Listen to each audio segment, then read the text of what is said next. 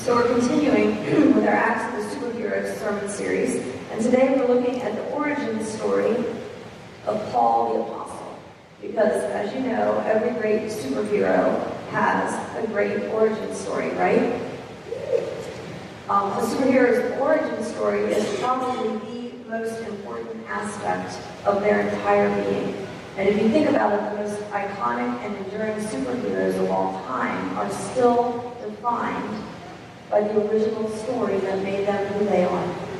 So there's lots of good superhero origin stories. We have Clark Kent, who was a native of Krypton, and he was transformed into Superman by the Earth's yellow sun. We have scrawny, ailing Steve Rogers, who was transformed into Captain America with a dose of super soldier serum. We have the Hawk, who was birthed from Bruce Banner's exposure to radiation. Spider-Man was born when Peter Parker was bitten by a radioactive spider. Batman emerged from the psychological trauma that Bruce Wayne experienced when his parents were killed in front of him. But for today's purposes, I'm going to focus on the origin story of Iron Man.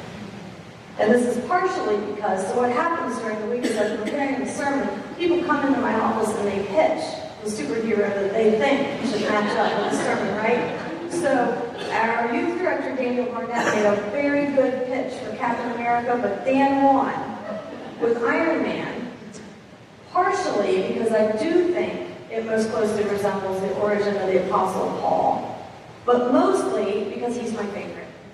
He's my favorite superhero first because Robert Downey Jr. There's that.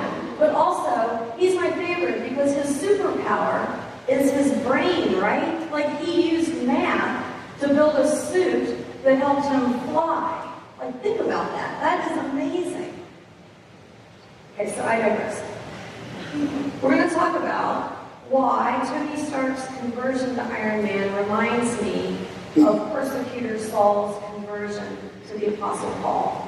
Now, both Paul and Iron Man were going down very wrong paths. Saul was persecuting the Church of God, and Tony Stark was using his brilliance to develop weapons and living a life that only served himself.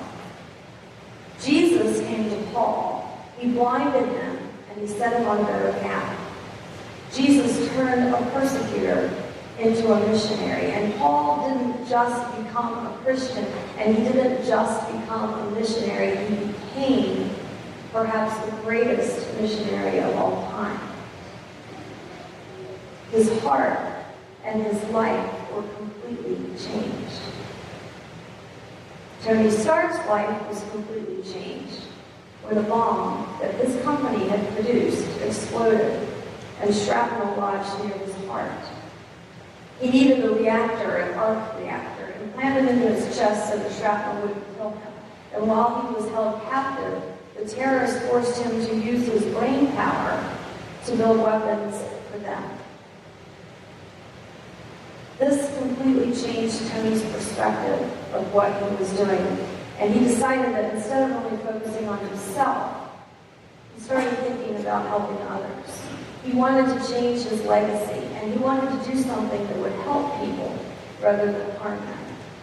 So he invented the Iron Man suit and became a superhero. We heard the stories of the events which caused Saul's initial transformation to Paul, because Gary did a great job of relaying that whole story. But the truth is, to appreciate the magnitude of this transformation as it parallels Stark's transformation to Iron Man, we have to back up a little bit, right? We need to hear about Saul from the beginning. And the first time we hear about Saul is in chapter 7. Luke tells us that he was standing guard, Saul was standing guard over the coats of those who would brutally execute Stephen, a known Christian. And Saul was not just a passive witness. He approved the killing. The execution of Stephen is not the only one that Saul approved.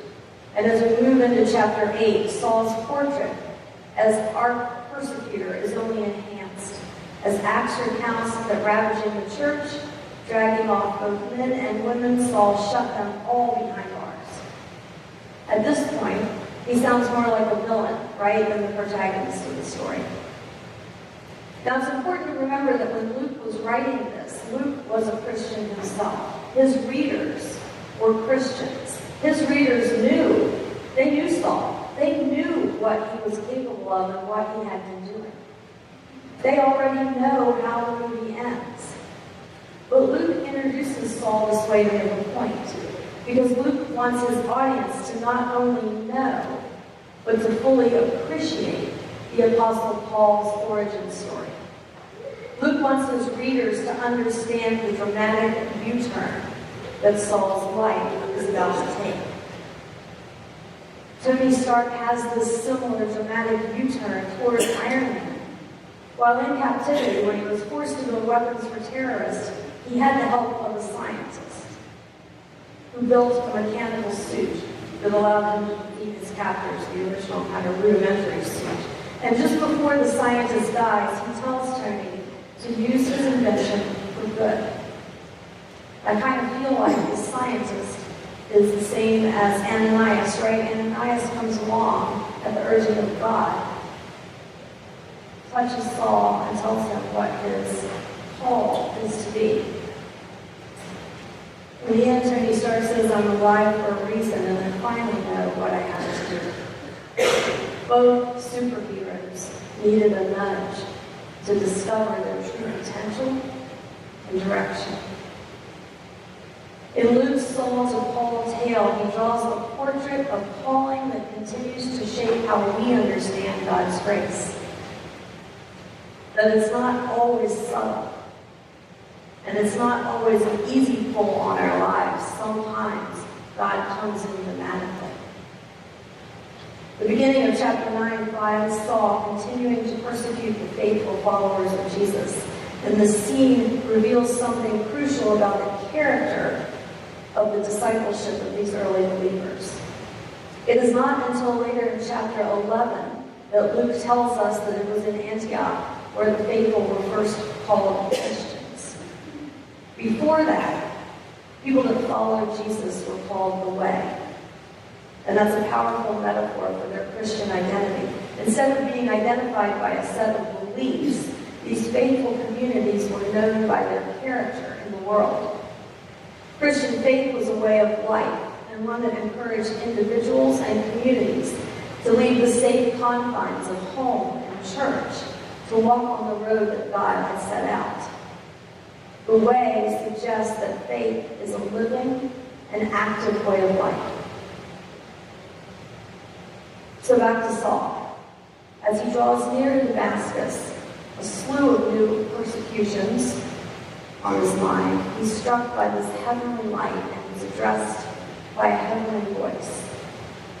And he knows immediately that it's the voice of Jesus himself. Jesus' presence here serves as an excellent reminder that despite the fact that Jesus has left this earth to dwell with God, he is most definitely not absent from the lives of the faithful.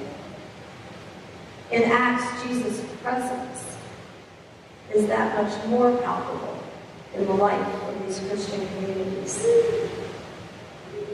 Jesus asked Saul why he has sought to persecute him when Saul afflicts the faithful. Because when Saul is persecuting those who believe in Jesus, he is persecuting Jesus himself.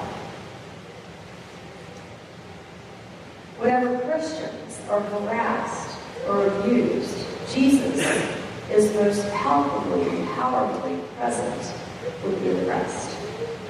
This also is a distinctive characteristic of the Way. So Jesus' instructions to Saul are specific but elliptical. Go to the city and there you will discover what you need to do. And here's where we learn something that is very, very important about this narrative. Saul does not just turn away from his previous way of life. He is called and commissioned to walk in a new way. Right? He's called and commissioned, empowered to walk in this new way. After their conversions, both Paul and Iron Man become very dedicated to their missions. Iron Man goes on to make the world a safer place. And Paul would spread the good news of Jesus Christ throughout the world. He started close to 20 churches. Most of our New Testament consists of letters called epistles that Paul wrote to those churches. I want to share just an excerpt from his first letter to the church at Corinth, and I'm going to be reading from 1 Corinthians chapter 15, verses 1 through 11. Paul tells them, "Now I remind you, brothers and sisters, of the good news that I proclaimed to you, which you in turn received, in which you also stand, in which you also are being saved, if you hold firmly to the message that I proclaimed, unless you have come to believe in vain. For I handed on to you as of first importance what I in turn received, that Christ died for our sins in accordance with the Scriptures, that he was buried, and he was raised on the third day in accordance with the Scriptures, and that he appeared to Cephas, then the 12. Then he appeared to more than 500 brothers and sisters at one time, most of whom are still alive, though some have died. Then he appeared to James, then to all the apostles, and last of all, as to one untimely born, he appeared also to me. For I am the least of the apostles, unfit to be called an apostle, because I persecuted the church of God. But by the grace of God, I am what I am, and his grace towards me has not been in vain. On the contrary, I worked harder than any of them, though it was not I, but the grace of God that is with me. Whether then it was I or they, so we proclaim, and so you have come to believe." Talking about these origin stories of Paul and Iron Man made me wrestle with my own origin story. I asked you about that at the beginning of the service, right? What's your Christian origin story? And when I thought about it, mine seems kind of simple. My parents had me baptized as a baby. I grew up in the church. But there was a time, a long period in my life, where I distanced myself from religion. And while I don't think I could be compared to Saul, I was probably a little more like Tony Stark than I would care to admit. And while Jesus didn't come to me in the dramatic way that he did for Saul on that road to Damascus, he did change my heart, just like Paul. God worked slowly and steadily over time through other Christians firmly rooted in their relationship with Jesus to create a renewed faith in me. In the end, it resulted in my own return. Once again, God's grace pulled me back into relationship, and now that's my mission, to share the story of God's grace with those who most desperately need it, to those who most desperately need to hear it, and to remind everyone that God loves them unconditionally. And to remind those of us who know this, that we're called to share it with others. So what is your Christian origin story? Have you made that U-turn? Have you accepted God's unconditional love and begun that journey of faithful relationship? If you have, I want you to just take a moment and be thankful for that. And if you haven't, I want you to consider this your nudge from God. Let us pray.